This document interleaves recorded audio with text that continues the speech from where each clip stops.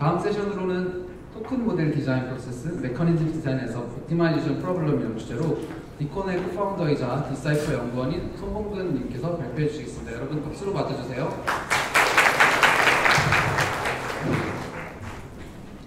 네, 안녕하세요. 여태까지 이제 개발에 대한 이야기를 들으셨는데요. 이제부터는 조금 약간 말랑말랑한 이제 경제학 얘기를 할 겁니다. 근데 제가 사실 별로 긴장을 안 할 줄 알았는데 앞에 교수님이 강의를 너무 잘해주셔가지고 약간 떨리긴 하는데 시작해보도록 하겠습니다. 저는 손범근이고요. 그 디사이퍼에서 토큰 이코노미 팀을 리드하고 있습니다. 포인터가? 이건가요? 네.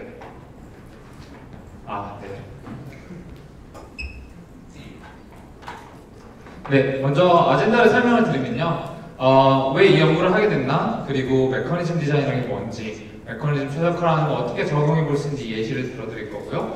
그래서 만약에 이걸 토큰 모델 디자인에 적용할 수 있다면 어떻게 할 수 있을까? 그리고 그걸 실제로 하는 과정을 간단하게 보여드리고 토큰 디자인 패턴에 대해 설명을 드린 뒤에 결론을 마무리 짓도록 하겠습니다. 먼저 연구 배경을 설명드리려면 일단 제가 누군지 조금 설명드려야 될 것 같은데요. 저는 이제 블록체인이나 암호화폐를 좀 대중적으로 설명하는 외계 없이 이해하는 암호화폐라는 책을 집필을 했고요. 그래서 만약에 오늘 디사이퍼 강의가 너무 어려우셨다라고 하면은 한번 사서 읽어보시면 굉장히 도움이 될 것 같고, 다 이해하시는 분들도 제가 알기로 99%의 블록체인 산업 종사자분들이 부모님이나 친구한테 자기가 하는 일을 이해 못 시키는 걸로 알고 있습니다. 그래서 책을 선물해 주시면 굉장히 좋을 것 같고요. 그걸 하면서 제가 제일 집필을 하면서 제일 재밌었던 부분이 블록체인 위에 어떤 경제 시스템이 어떻게 돌아가는지에 대해서 되게 관심이 많았어요. 제가 경제학과다 보니까. 그래서 디사이퍼에서 토큰 이코노미 연구를 하고 있고, 그리고 현재는 디콘이라는 암호 경장 연구회사에서 실제 블록체인 비즈니스 하시려는 분들에게 경제 시스템 설계를 자문하는 일을 하고 있습니다. 근데 실제로 이제 설계를 많이 하다 보면은 이제 이런 고민이 있습니다. 사실 누구나 토큰 이코노미 얘기하는데 좋은 토큰 모델은 뭔가, 어떻게 좋은 토큰 모델을 설계할 수 있는가, 또는 어떤 프로세스로 그걸 설계해야 되는지에 대해서는 사실 누구도 대답을 하지 못합니다. 이게 그래서 제가 항상 하면서도, 저도 이걸 공부하면서도 정말 토큰 모델 설계를 할 때 도대체 어떤 좀 이론적 베이스가 필요하고 이런 방법론에 대한 고민이 많이 필요하다, 이런 생각을 했고요. 아까 전에 교수님 말씀하신 것처럼 엄밀하게 뭔가 정의를 해서 그걸 수학적으로 얘기하는 것까지는 진짜 아니더라도 뭔가 경제학적인 그런 시스템을 설계할 때 이론적인 기반이나 프로세스에 대한 생각이 필요하다는 생각을 많이 합니다. 왜 그러면은 기존의 블록체인 비즈니스를 만들 때는 뭐가 다르냐라고 했을 때 제가 생각하기에 가장 큰 차이는 이거인 것 같습니다. 기존의 비즈니스 모델을 짜는 거는 어떤 시장의 규칙이나 환경이 이미 있고요. 기업은 이제 그 안에서 하나의 주체로서 프로핏을 맥시마이즈 하기 위해서 최선의 전략을 찾는 게 기본적인 접근입니다. 근데 블록체인에서는 그런 접근이 아니라 생태계의 관점에서, 그러면 그런 플레이어들이 이제 다 들어올 건데 걔네들이 내 말을 안 들을 거고 다 이기적으로 행동할 거야. 그러면은 그때라도 이 네트워크가 정말로 디자이너가 원했던 결과를 내기 위해서 어떤 규칙을 설계할 것인가, 이거를 설계한 거라고 보면 되겠습니다.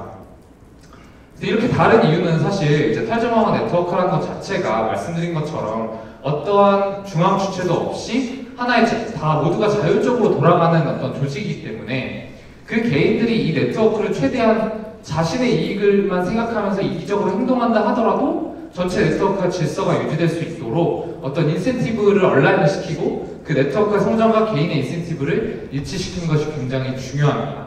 그래서 토큰 모델 설계라고 하는 것은 이제 토큰 모델이라는 이름이 붙은 이유도 이제 그거를 토큰이라는 걸 가지고, 토큰이라는 인센티브를 가지고 시장 원리에 따라서 인센티브 구조가 작동할 수 있게 설계를 하는 것이 토큰 모델 설계이기 때문에 앞서와 같은 그런 차이점이 있다고 할 수 있겠습니다. 말이 좀 네, 그래서 저희가 이제 기존 경제학에서 좀 단서를 찾아보자 했을 때 가장 연관성 있는 분야가 이제 많이들 들어보셨을 게임 이론입니다. 게임 이론이 이제 아까 말씀드린 것처럼 비즈니스 모델과 비슷한 게 주어진 게임의 룰에서 최선의 전략을 찾는 이론입니다. 근데 반대로 이제 게임 이론의 베이스를 하고 있는 메커니즘 디자인이라는 영역이 있습니다. 메커니즘 디자인은 반대로 이런 게임 이론적으로 모든 에이전트들이 행동을 한다라고 가정을 했을 때 디자이너가 원하는 결과를 만들기 위해서 어떠한 제도나 정책을 설계해야 되는지에 대해서 경제학적으로 분석하는 경제학의 세부 분야입니다. 그래서 주로 메커니즘을 설명할 때 이제 역방향 게임론이라고 많이 설명을 합니다. 그래서 메커니즘 디자인이 어디에 쓰이고 있느냐 했을 때 선거나 경매 제도 이런 것들에 많이 분석하는 데 쓰이고요. 왜냐하면은 그 선거나 경매 같은 경우에는 그 룰이 그 똑같은 사람을 데리고 똑같은 선거나 경매를 하더라도 어떤 룰과 어떤 제도로 하느냐에 따라서 그 결과값이 굉장히 달라질 수가 있습니다. 그래서 어떤 규칙이 최선의 결과를 가장 좋은 결과를 만들어내느냐에 대해서 많은 연구가 이루어지고 있는 분야고요. 또는 뭐 규제 설계라든지 아니면 최근에는 컴퓨터 사이언스에도 메커니즘 디자인을 결합을 해서 네트워크 최적화라든지 프로세스 스케줄링에도 쓰이는 걸로 알고 있습니다. 그래서 2007년에는 메커니즘 디자인의 기초를 놓은 경제학자들이 노벨 경제학상을 받기도 했었고요. 그럼 이런 메커니즘 디자인이라는 분야가 있는데 그렇다면 블록체인이라는 새로운 어떤 탈중앙화 네트워크에서 토큰 모델을 설계할 때 저희가 이런 기존의 경제제도나 정책을 위한 메커니즘 디자인을 좀 써볼 수 없을까 이런 생각을 가지고 이제 연구를 진행하게 되었습니다.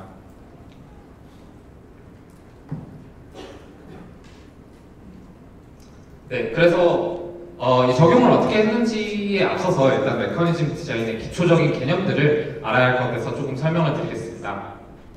먼저 왼쪽을 보시면요.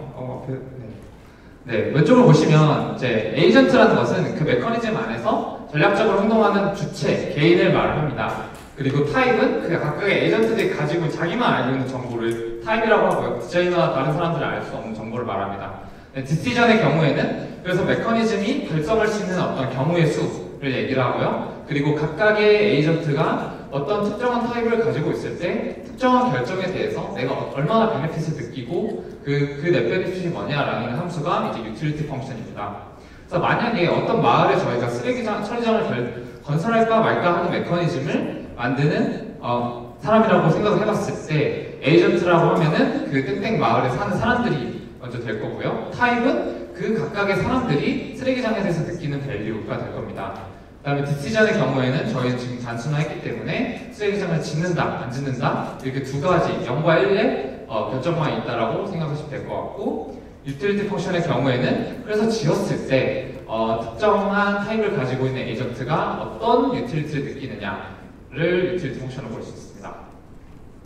그리고 이제 조금 더 개념을 설명을 드리면 이제 디시전 펑션과 트랜스퍼 펑션이라는 게 있습니다.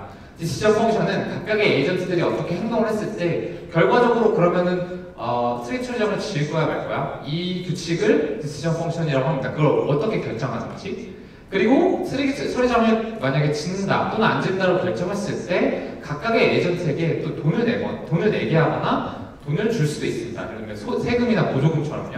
그랬을 때 그 규칙을 트랜스퍼 펑션이라고 하고요. 그 디시전 펑션과 트랜스퍼 펑션이 결합을 해서 각 타입의 집합에 의해서 사회가 내리는 결정의 함수가 소셜 초이스 펑션이고 소셜 초이스 펑션을 각각의 에이전트의 전략적인 행동과 더해서 메커니즘이라고 통칭을 합니다.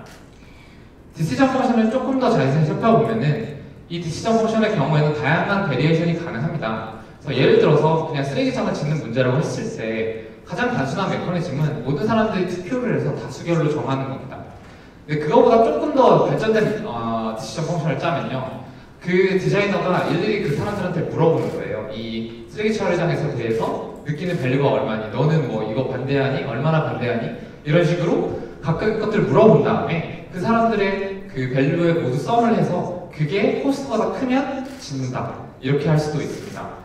이랬을 경우에는 만약에 몇 명의 사람들이 소수의 사람들은 되게 크게 베네핏을 느끼는데 다수의 사람들은 뭐 작게 뭐 별로다라고 생각했을 때 안 됐었던 결정도 사회적 최적을 최대화하는 방향으로 결정이 되게 됩니다. 뭐 이런 것들에 다양한 베리에이션이 가능하고요. 또는 이 디시전 펑션에 트랜스퍼 펑션을 붙이게 되면 그 결정을 했을 때에 어떤 주체들이 내야 하는 돈이나 또는 받는 돈을 설정할 수가 있습니다.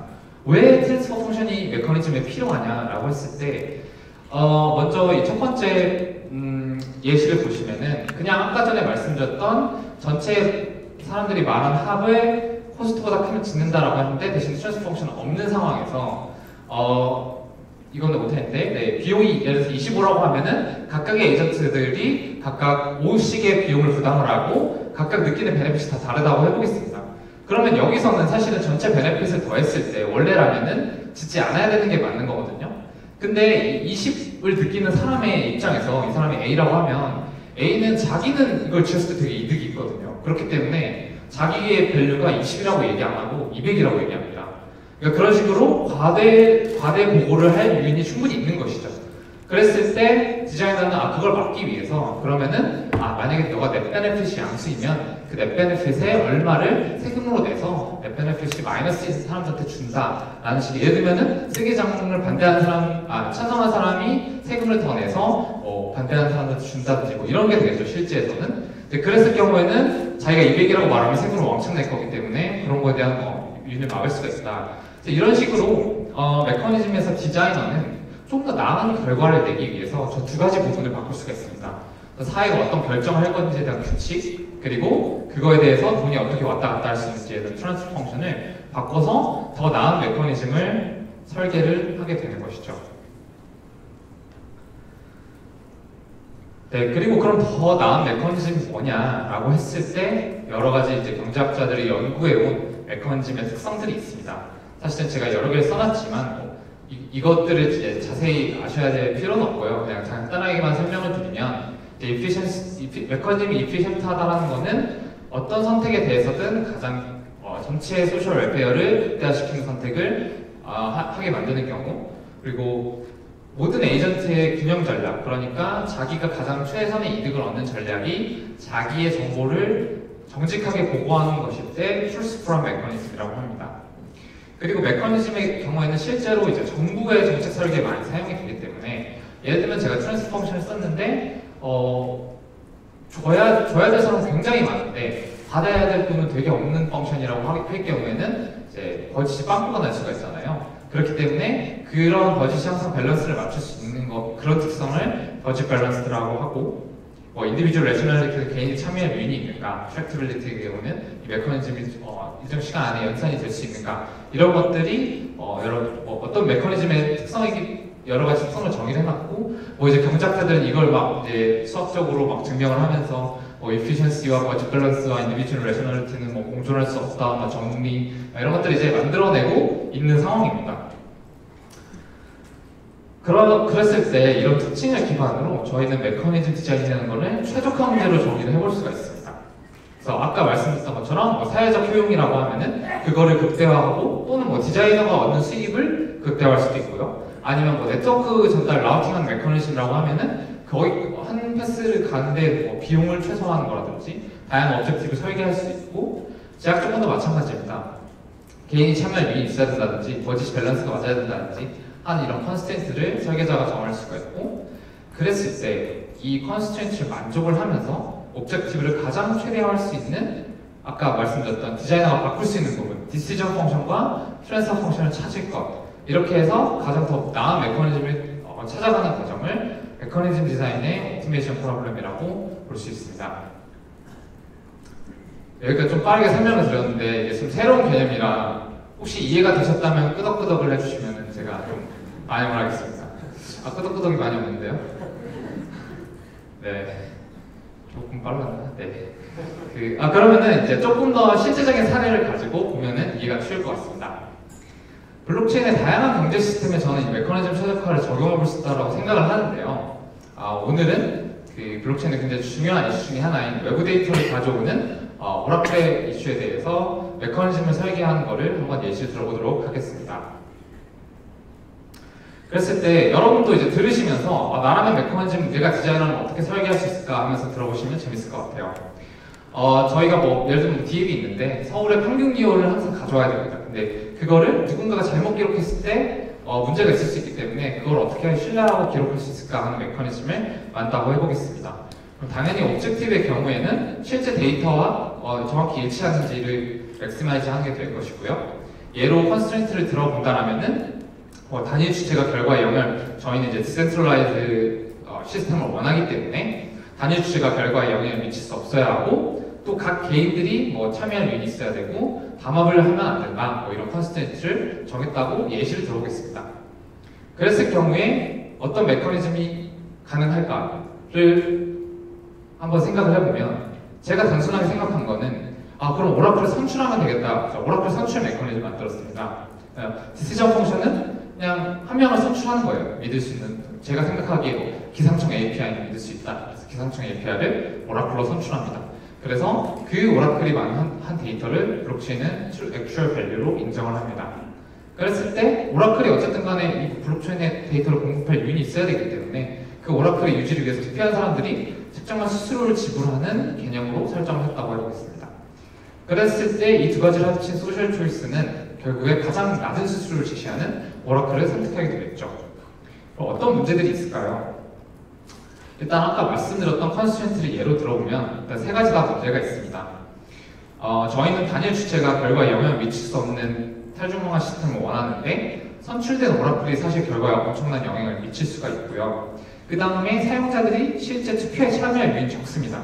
왜냐면 제가 투표를 해도 사실 저한테는 크게 얻는 게 없고 남이 투표해서 좋은 거 뽑으면 저는 그냥 이용하면 되거든요.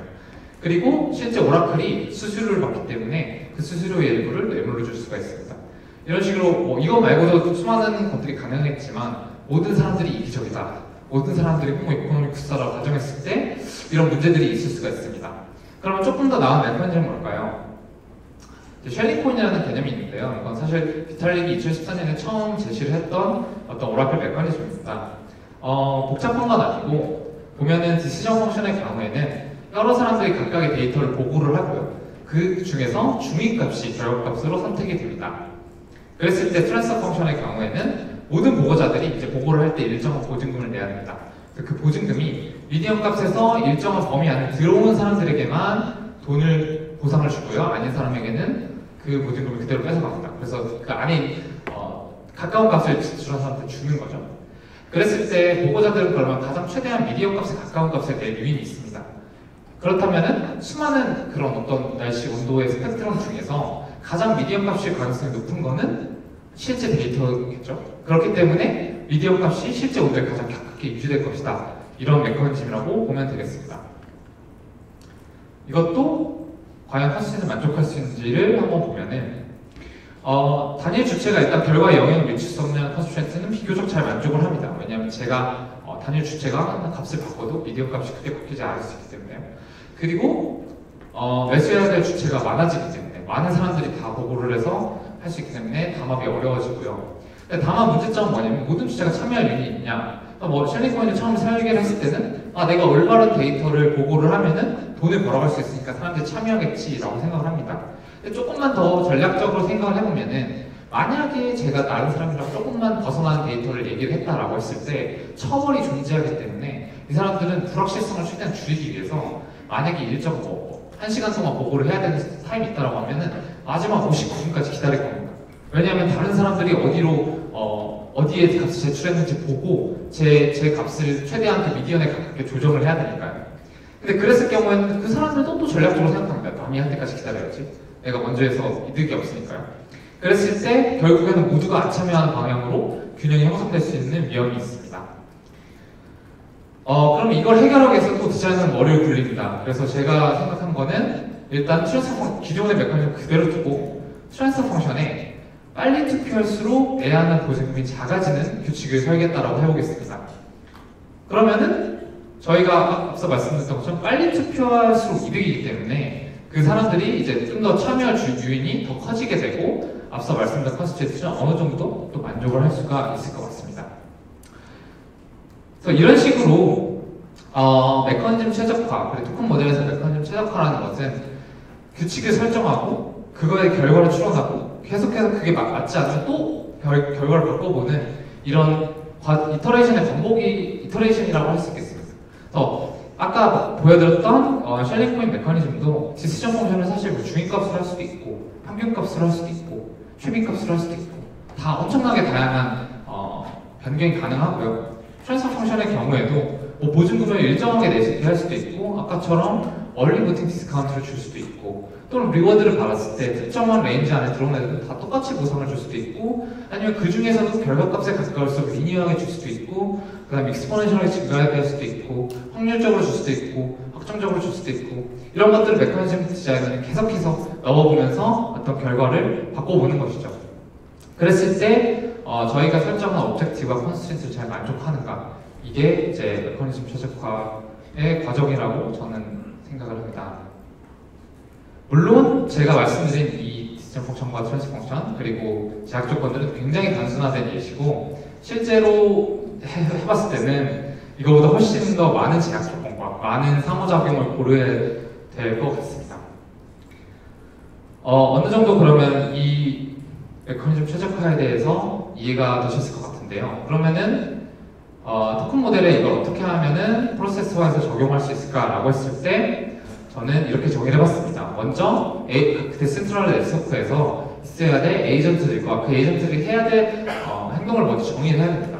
사실은 이 부분에서 제가 기본에서 어떤 클라이언트를 만나면서 그 클라이언트분들이 가장 어려워하시는 부분 중에 하나가 기존에 있던 중개자가 있는 네트워크에서의 어떤 에이전트들이 있나요? 라고 하면 저희 되게 단순한 밸류체인이에요 라고 하시는데 이제 만약에 그걸 탈중화한다고 하면은 굉장히 많은 역할이 또 생기게 됩니다. 왜냐하면 불특정 다수가 중개자가 하던 역할을 나눠서 해야 되기 때문에 그 사람을 검증할 사람, 그 사람을 평가할 사람, 외부 데이터를 가져올 사람, 이렇게 탈중화가 네트워크에 필요한 역할들을 분명히 잘 정의를 해야 되고요. 그래서 거기에 대해서 아까 말씀드렸던 것처럼 오브젝트와 컨스트레인트를 잘 설정하고 그리고 나서 어떤 규칙들, 디시전 펑션이나 트랜스 펑션을 테스트를 해보고 그거를 계속해서 저희가 원하는 결과가 나올 수 있을 거라고 예상이 될 때까지 반복을 하는 겁니다.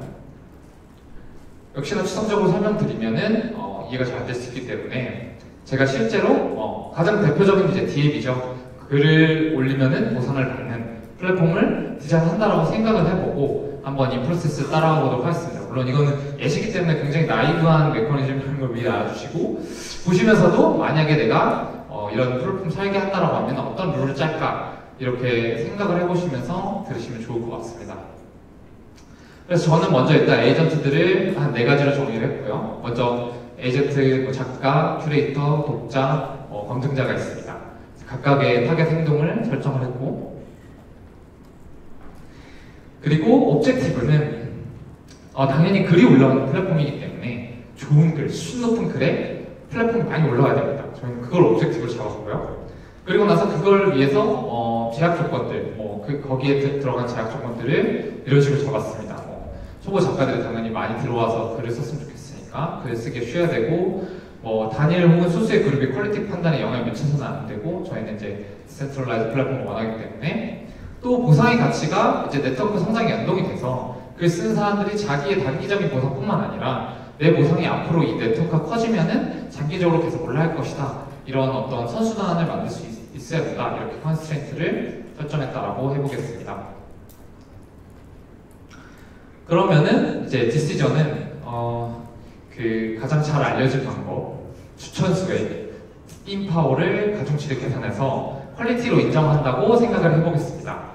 그때 그러면 이제 그 파워가 높은 사람들이 보팅을 했을 때 그게 정말 퀄리티 높은 글로 인정이 되는 거죠. 왜냐면 여기서는 누가 퀄리티를 결정할 사람이 없기 때문에 굉장히 중요한 디시전 펑션입니다. 그래서 만약에 그 디시전 펑션에서 그럼 그 결과에서 어떻게 트랜스퍼를 하냐, 이 스팀 파워를 사기 위해서는 스팀이 필요하고요. 그거를 이제 인플레이션을 일으켜주는데 설명이 복잡하니까 어쨌든 간에 스팀을 구매한 사람들이 그 라이터한테 보상을 주는 구조를 만들었습니다. 그래서 그 받을 때는 그 퀄리티에서 비례해서 보상을 받고요. 그래서 그게 검증자나 작가, 어퍼터한테 일정한 비율을 주어진다라는 규칙을 넣어봤습니다. 제가 디자인을 한다고 가정을 하고 그랬을 때 과연 전략적으로 행동한다고 다 가정을 해보고 설계자가 원하는 결과가 나올 수 있을까요? 어떻게 생각하시는지? 나올 수 있다고 생각하시는 분은 끄덕끄덕 아니면 도리도리를 해주시면 감사하겠습니다. 네. 제가 생각하기에는 이런 문제들이 있을 것 같습니다. 그래서 당연히 잘 알려진 문제죠. 스팀 파워가 많은 큐레이터가 사실 자기가 작가고 자기 글을 계속 보팅을 하는 거죠. 또는 어떤 특정한 그룹의 사람들이 서로서로 보팅을 해준다든가 해서 글의 퀄리티와 상관없이 보상을 많이 받을 수가 있습니다. 두 번째는 아까 말씀드렸던 메커니즘에서는 스팀 파워를 사고 싶은 사람들이 스팀의 가치를 올리는 것이지 그 컨텐츠를 보고 싶은 사람들이 스팀의 가치를 올리는 게 아니거든요. 그렇게 되면은 독자들의 어떤 좋은 콘텐츠, 많이 보는 콘텐츠를 만든 것과 사실은 자기가 받는 보상이 직접적으로 연동되어 있지는 않습니다.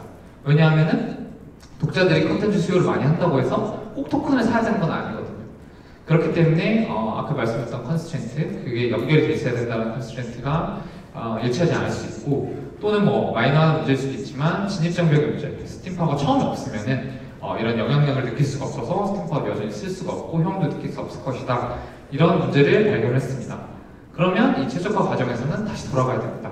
다시 돌아가서 이거를 방지할 수 있는 어떤 메커니즘이 있을까를 본다라고 한다면, 셀프 보팅 문제의 경우에는 반복 보팅을 할 경우 보팅 파워라는 게 있어서 그 보팅 파워가 빠르게 감소를 한다. 이런 메커니즘을 설계할 수 있고요. 또는 그 컨텐츠 퀄리티와 토큰 수요가 연동이 안 돼 있으니까 유료 결제 모델을 도입하자 이렇게 할 수도 있고, 초보 작가들을 위해서 스팀 파워를 임대할 수 있는 금액 도입하든지 이런 것들이 가능할 겁니다.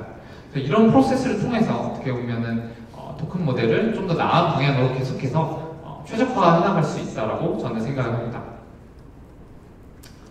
그러면은 더 좋은 설계를 하기 위해서는 뭐가 필요할까를 제가 생각을 해봤을 때, 첫 번째로 앞서 말씀드렸다시피 처음에 규칙 사실 엄청나게 많습니다.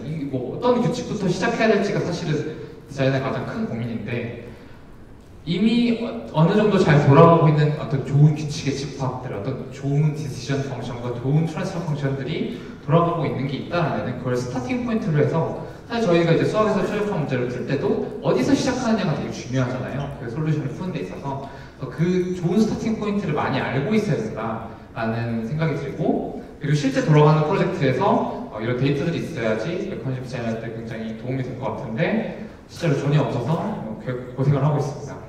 그리고 만약에 좀 더 복잡한 메커니즘이라고 한다면은 어떻게 하면 이거를 사람 머리가 아니라 컴퓨터로 시뮬레이션을 할 수 있을까? 그래서 최근에 저희 본에서 연구하고 있는 게 이제 머신러닝을 활용해서 이런 메커니즘 구조를 사람들이 얼마나 인센티브에 반응하는지 이런 거 시뮬레이션 툴 같은 걸 연구를 하고 있습니다. 그래서 디스테이블 토크닉 커뮤니티 팀에서는 주로 한 학기 동안 여러 가지 프로젝트들에서 어떤 의도를 가지고 어떤 그런 규칙 셋들이 쓰였는지를 연구를 많이 했고요. 그랬을 때 단순히 저희가 주로 알고 있는 어떤 인센티브, 그러니까 토큰을 가지고 있으면 뭘 할 수 있는지의 어떤 그런 규칙들도 있지만, 큐레이션을 한다든지, 처벌에 대한 판단을 한다든지, 또는 거버넌스라든지 이런 다양한 목적에 정말 많은 어떤 규칙과 그것도 규칙의 문제점을 발견하고 또 변형이 있고 또 이런 여러 가지 사례들이 있습니다. 그래서 오늘 여기서 이걸 하나하나 설명을 드리면 재미가 있겠지만 일단 시간이 없고 또 디스테이퍼 토큰 패턴 시리즈라고 해서 저희가 미디엄에 쓴 글을 참고해 주시면 감사하겠습니다. 결론은 이걸 말씀을 드리면 이제 한계를 더 말씀을 드려야 됩니다.